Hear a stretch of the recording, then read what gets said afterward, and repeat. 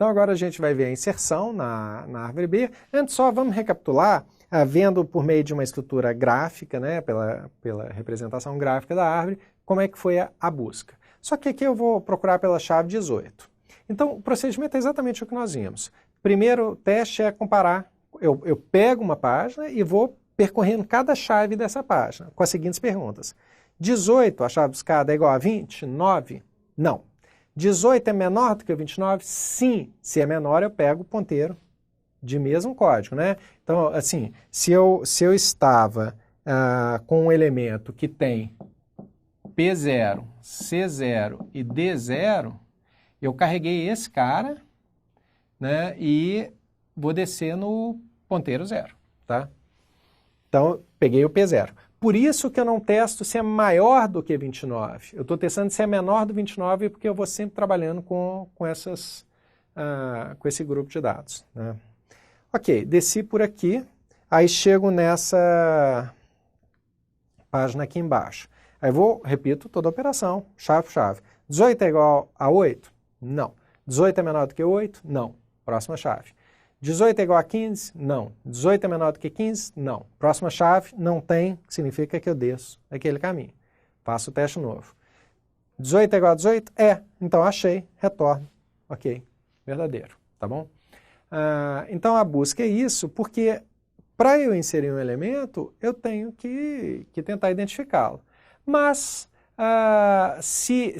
só voltando aqui, se eu não tivesse achado o cara, eu ia acabar chegando num ponteiro vazio, né? E aí eu indico, por meio desse teste do ponteiro vazio, do -1 ou do 0, que não foi encontrado. Porque quando eu estiver fazendo a inclusão, é essa a condição que eu preciso. Eu mais do que achar se o elemento está na página, eu preciso achar onde ele deve ser inserido. Então, voltando, se eu estivesse colocando 24, eu ia descobrir, se eu estivesse colocando 24, eu ia descobrir que ele deveria entrar aqui, ó. Eu preciso achar esse ponto vazio para saber onde que a chave nova entra, né? Então, na hora que eu for fazer isso, se o elemento, como seria o caso do 24, couber na página, beleza, ok. Só empurrar o 25 para frente para manter a ordem, né? E colocar o 24 ali. Mas se ele não couber, eu preciso fazer um processamento extra aqui, porque o meu crescimento não pode ser para baixo. Mas se eu pudesse, eu colocaria o 24 aqui. Eu não posso, porque as minhas folhas estão em níveis diferentes. Essa página só tem um elemento, eu tenho que ter no mínimo 2. Então, fura todas as minhas regras de árvore B. Essa coisa aqui não pode acontecer. O que eu tenho que fazer é jogar para cima o cara que sobrou, porque o crescimento da árvore é para cima, tá? Então, eu tenho que dividir a página e jogar o elemento do meio para cima. Vamos ver essa operação aqui. Eu quero inserir a chave 11 e sei que ela não cabe aqui, né? O ponto de inserção dela seria aqui, mas não cabe o 11 aqui. Então, o que acontece nesse processo? Vamos ver. A primeira coisa é eu fazer, o 11 é igual ao 29? Não. O 11 é menor do que o 29? É. Então, desço por aqui. O 11 é igual ao 8? Não. O 11 é menor do que 8? Não. 11 é igual a 15? Não. 11 é menor do que 15? Sim. Pega o ponteiro do 15. O 11 é igual a 10? Não. O 11 é menor do que 10? Não.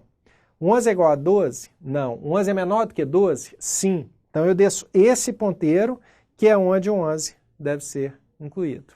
Só que não cabe, né? E aí eu tenho que ver qual é a operação para eu encaixar o 11 na árvore sem ser aumentando a folha, sem ser criando uma nova folha, porque, de novo, o crescimento é para cima. Então, o que eu faço? Evidentemente não cabe, eu preciso criar uma nova página. Veja, é como se eu chegasse, só chegando aqui visualmente um pouco para frente, mas eu vou criar uma nova página com uma referência para ela que está na memória. Você vê que essa página nova ela não está amarrada ou vinculada à árvore ainda, ela está solta na memória, tá? E aí eu vou copiar metade das chaves da página que estourou para ela, metade superior, né? Ou poderia ser inferior, mas se fosse inferior eu teria que puxar as outras para trás, então eu vou, na verdade, copiar não, eu vou mover a metade das chaves para lá, então ficou 10 e 12 aqui e o 13 e 14. Agora, a minha chave nova, ela pode entrar deste lado ou deste lado, dependendo do valor. Por exemplo, se eu estivesse inserindo... O 15 está ali em cima, né? Mas se ele fosse 16, se eu fosse inserir o 15, ele ficaria aqui. Então, a minha inserção pode ser do lado de cá ou do lado de lá. Inseri, pus o 11. Mas se eu inserir desse lado, é esse lado que eu tenho mais de 50% de ocupação. Se eu tivesse inserido naquela página, seria aquela página que teria mais de 50% de ocupação. Então, quando eu for jogar alguém para o elemento pi, eu tenho que jogar do lado onde eu inseri a minha chave.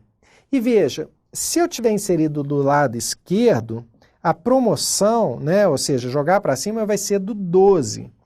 Porque o 12, que é o último elemento, o mais à direita da página esquerda, é que de fato estabelece a relação entre as duas páginas. Então, assim, o 12 é maior do que todo mundo está do lado de cá e é menor do que todo mundo está do lado de lá.